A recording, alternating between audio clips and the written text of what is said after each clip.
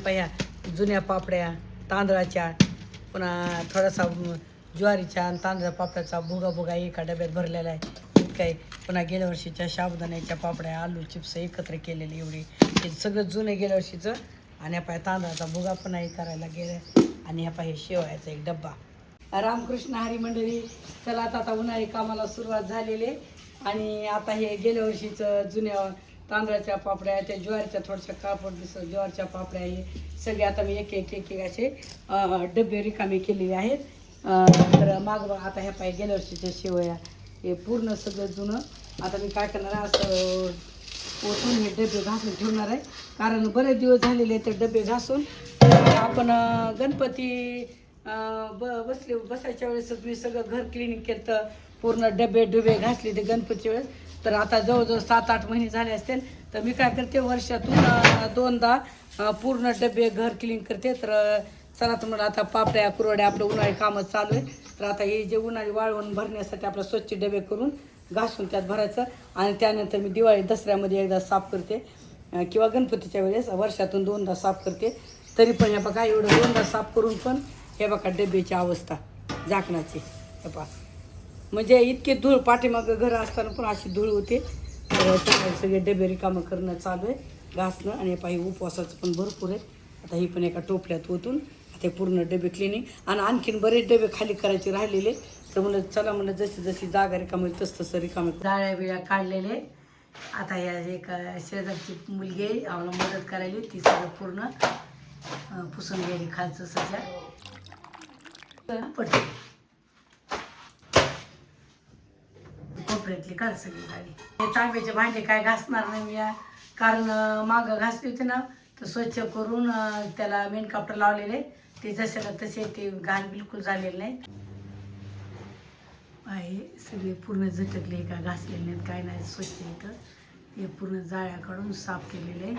त्या डबे, तांब्या पितळीचे भांडे हे फक्त साफ करून जाळ्या काढून ठेवलेले आहे. बाकीचे डबे पूर्ण घासून गेल्या वर्षीचं वाळवण पूर्ण काढून उन्हाला ठेवून या बा घासून घुसून स्वच्छ कोरडे झाले, मस्त कडक असे वाळलेले. तर आता हे 5-10 मिनिटांनी ठेवायचे. तर मंडळी झाले पाहिजे पूर्ण डबे घासून. तर जे आपल्या गेल्या वर्षीचं वाळवण होतं ना, पापडे शेवया, तर त्यात पूर्ण तेव्हा बाजू पूर्ण वाळू घातले. जोपर्यंत ऊन होतं ना तोपर्यंत मस्त कडक वाळलं. आणि इकडं डबे पण घासून घुसून कोरडे करून मस्त वाळले.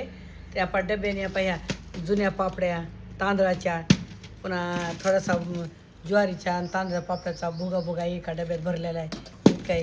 पुन्हा गेल्या वर्षीच्या साबुदाण्याच्या पापड्या, आलू चिप्स एकत्र केलेले एवढे, हे सगळं जुने गेल्या वर्षीचं. आणि ह्या पाय तांदळाचा भुगा पण आहे करायला गेलं. आणि ह्या पाय शेवयाचा एक डब्बा. आणि आणखी थोडेसे शेवया उरलेले, तर दररोज खाण्यासाठी म्हणलं वेगळ्या ठेवून द्याव्या ते आहेत. आणि यावर्षी मी नवीन पण काय केलेले बनवलेले, म्हणजे सुरुवात केलेली.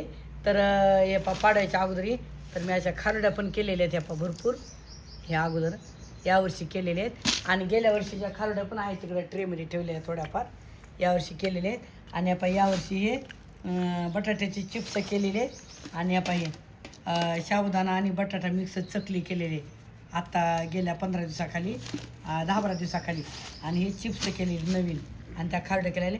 बाकी हे पूर्ण हे जुनं आहे. आणि एका डब्यात पूर्ण तांब्याचे पितळेचे भांडे भरलेले आहेत आणि डाळी डुळी. तर मंडळी हे नाही का, जे हे जुनं जे आहे ना पापड्या कोड्या सगळं मस्त कडक ऊन दिलं, डबे घासले कडक, मस्त उन्हात चांगले वाळले आणि सामान भरून ठेवलेले. आणि आता जे गहू ज्वारी भिजू घातलेले मी, त्यासाठी पाहिजे मोठे डबे मी असे राखून ठेवलेले आहेत, नंतर पुन्हा होती नको म्हणून. तर या पाहिजे फक्त एका घरातलं सज्जावरचं एवढं झालेलं आहे मंडळी. आणखीन 2 घरं बाकी आहे. तर चला म्हणलं थोडं. आणि नाही का मागच्या व्हिडिओमध्ये पाहिलं होतं आमच्या भांडवाल्या मावशी आहेत, त्या आम्हाला मदत करतात भांडे घासायला. तर आता नाही का त्यांची तब्येत बरी नाही, त्या बिमार आहेत. त्यामुळे म्हणलं चला आता त्या नीट होईपर्यंत वाट बघेपर्यंत म्हणलं, आता कालच वारं ओदान पाऊस होता, आता हे दिवस बघा नाही अवकाळी पाऊस हे सुरू व्हायला आहे. तर चला म्हणलं आपणच थोडे भांडे हे थोडं आवरायला आपणच सुरुवात करावी म्हणलं, कुठं मावशीची त्या वाट बघत बसायची. तर चला ही छोट्या डब्याने जुनं सामान भरलेले आणि ते मोठे डबे ठेवलेले आहेत बाकी. आणि आम्ही वर्षभरासाठी असा कापूस वाळवून पिळून कॅरी बॅगमध्ये भरून आता डब्यात भरायचा, वर्षभर देवाच्या वातीला यायला लागतो. तर मंडळी चला तर म्हणजे आजचा ब्लॉग आपण इथंच थांबू.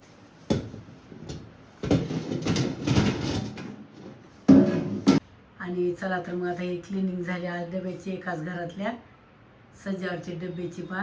आणि आता जे दुसरं जे घरातले होते ना पितळाचे पुन्हा हे काही नवीन लग्नातले डबे हे काय आम्ही घासायला काढलेले नाही. त्याला असे जाळ्या काढल्या स्वच्छ पुसले झाडून झुडून हे पूर्ण सज्ज आम्ही आवरलेले मंडळी. तर चला तर मग आजचा क्लिनिंगचा छोटासा ब्लॉग कसा वाटला आवडला जरूर कमेंट करा. तुम्ही माझ्या चॅनलला नवीन असाल तर मंडळी न विसरता सबस्क्राईब करा, लाईक करा, शेअर करा. चला तर पुढच्या असंच क्लिनिंगच्या नवीन ब्लॉगमध्ये भेटू. तर धन्यवाद. रामकृष्ण हरी.